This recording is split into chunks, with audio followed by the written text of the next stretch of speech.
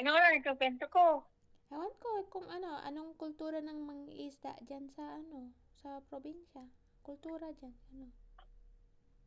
Kultura ng isda. Maraming klaseng isda dito.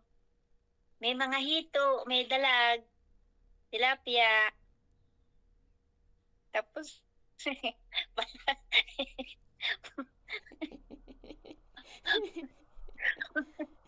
kiwit. Kiwit. Tapos palaka. Hindi naman isda ang palaka. Ini-scam mo naman tong mga tong mga documentary ko.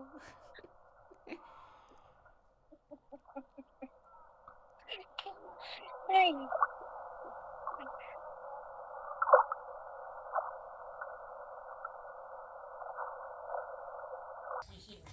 Oh. Fish pan.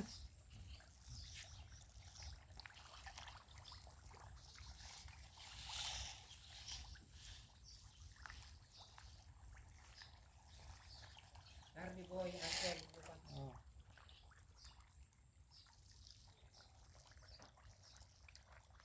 kailangan mangisda kasi yun lang naman ang pwedeng ulamin. Ulamin dito sa Pilipinas.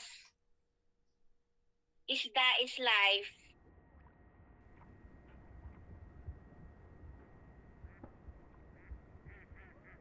Mas maganda yung fresh na na kinukuhanin mo sa mga ilog, ganon. Mas malasa kaysa doon sa sa tinitinda nila sa palengke kasi hindi na siya fresh. Nangiisda din ba kayo nung bata ka pa, no? Ay, oo, nangingisda ako nung maliit pa ako, nangunguha pa ako ng kangkong, saka kuhol, saka nangunghuli pa kami ng mga palaka. Yun ang laging ulam namin. Kasi mahirap ang pera noon maliliit kami, bihira kami makabili ng karne.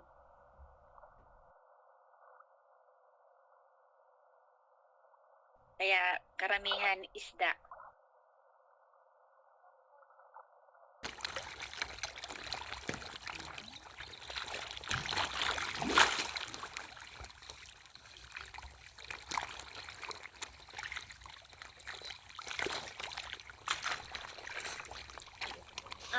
Pag maraming ulam, maraming isda, pinapapak nila.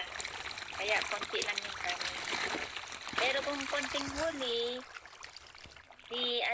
tinitipid nila.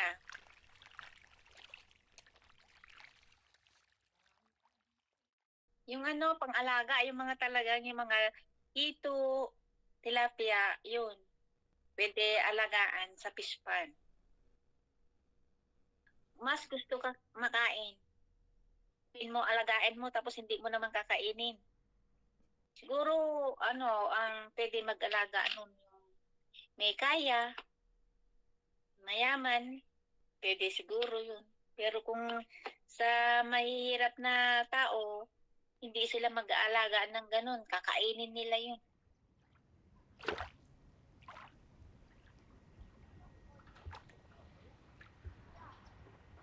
Saka maganda rin yung mag-alaga sa fish pan na mga isda. Kasi pag in case na may bisita na darating, pwede ka manghuli anytime na pwede mo ipakain sa kanila.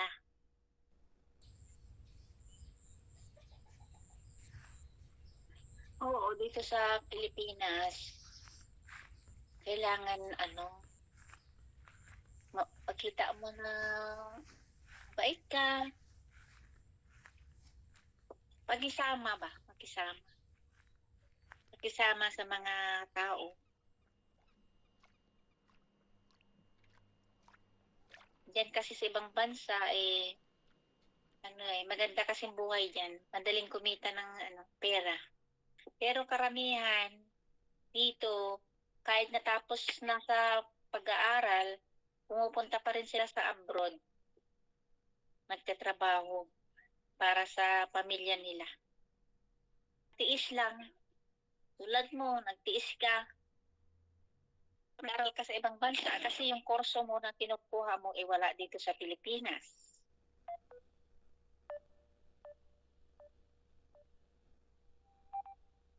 Kaya tiyaga. Kung walang tiyaga, walang nilaga.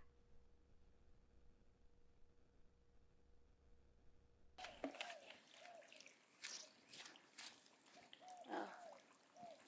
We get the fish right now. We get the fish.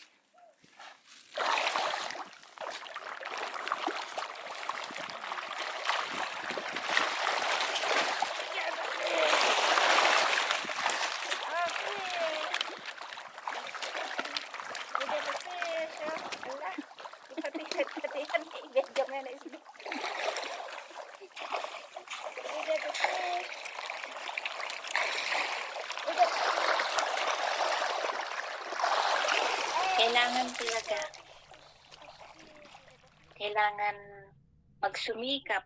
Tulad ko, nasa abroad ako sa Dubai, 20 years ako doon.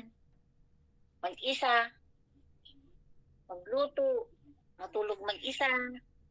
Kaya minsan napapagod na ako nung sa trabaho ko. Sabi ko, sana makatagpo na ako ng Amerikano kahit matanda na wala nang ngipin, patulad ko na. Kaya ayun, na-meet ko naman tong si si Jeffrey, yung daddy mo.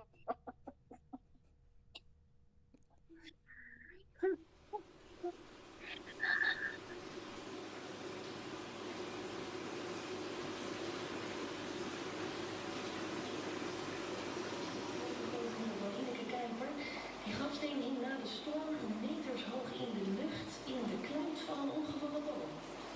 Maar jij hebt die tussen hemel en aarde.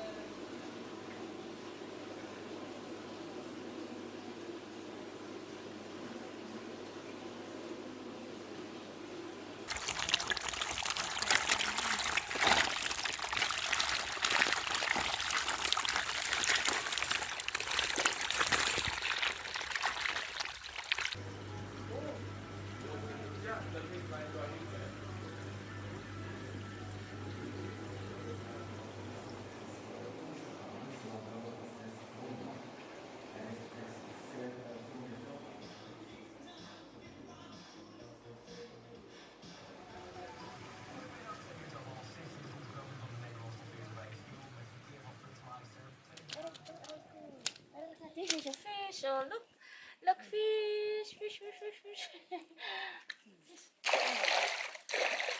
Go back, look, fish. Aray ko. Kaya yun. The fish. Matatapos yun. Kaya ikaw mag-aral ka ng mabuti. Para someday, mayroon kang magandang kinabukasan, magandang trabaho, para hindi na ako mangingisda.